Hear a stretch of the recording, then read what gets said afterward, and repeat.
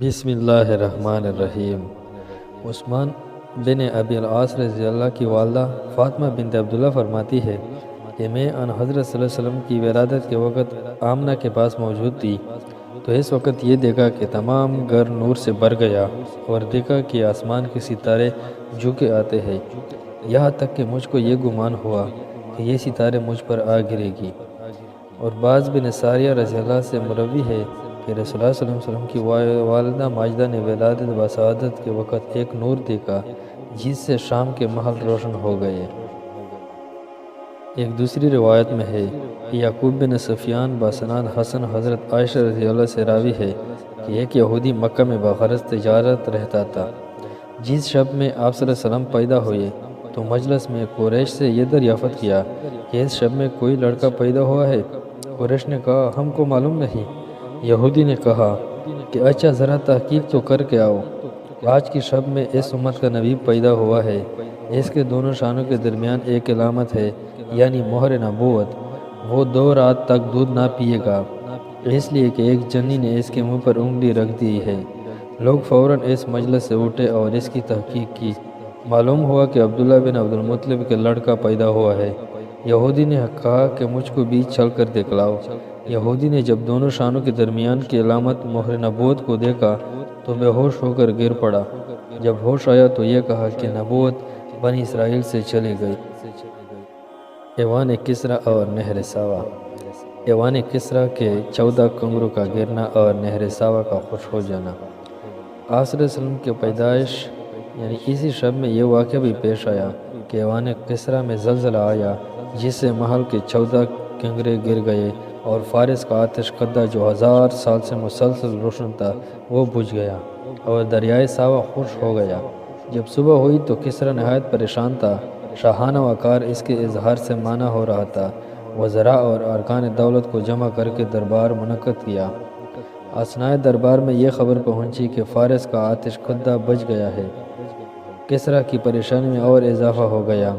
ادھر سے موبزان نے کھڑے ہو کر کہا کہ اس رات میں نے یہ خواب دیکھا ہے کہ سخت اونٹ عربی گھوڑوں کو کھینچے لے جا رہا ہے اور دریائے دجلہ سے پار ہو کر تمام ممالک میں پھیل گئے۔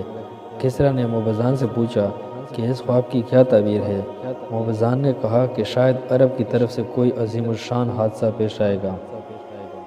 کسریٰ نے توثیق اور اطمینان کی غرض سے نعمان بن منظر کے نام ایک فرمان جاری کیا کہ کسی بڑے عالم کو میرے پاس بھیجو جو میرے سوالات کا جواب دے سکے۔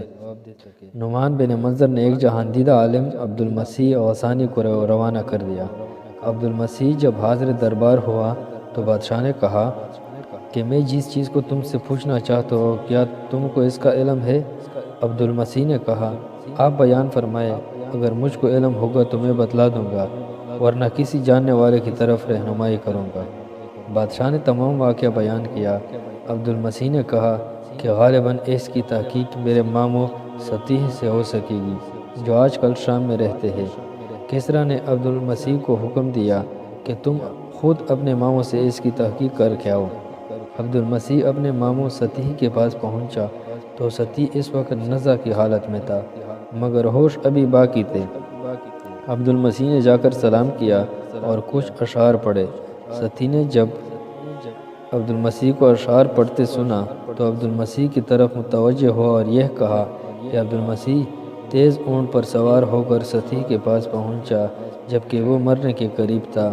تجھ کو بنی ساسان کے بادشاہ نے محل کے زلزلہ، آتش قدہ کے بجھ جانے اور موبزان کے خواب کی وجہ سے بھیجا ہے کہ سخت اور قوی اونٹ عربی گھوڑوں کو کھینچے لیے جا رہے ہیں اور دجلہ سے پار ہو کر تمام بلاؤں میں پھیل گئے ہیں۔ اے عبد المسیح خواب سن لے۔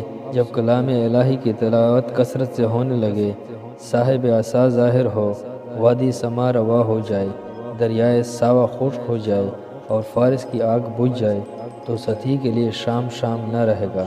بنی ساسان کے چند مرد اور چند عورتیں بقدر کنگروں کے بادشاہت کرے گے اور جو شے آنے والی ہے وہ گویا آ ہی گئی۔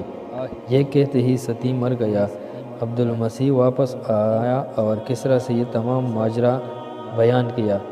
کسریٰ نے سن کر یہ کہا کہ 14 سلطنت کے گزرنے کے لیے ایک زمانہ چاہیے مگر زمانے کو کیا دیر لگتی ہے، 10 سلطنتیں تو 4 ہی سال میں ختم ہو گئی، اور باقی 4 سلطنتیں حضرت عثمان غنی رضی اللہ کے زمانہ خلافت تک ختم ہوئی۔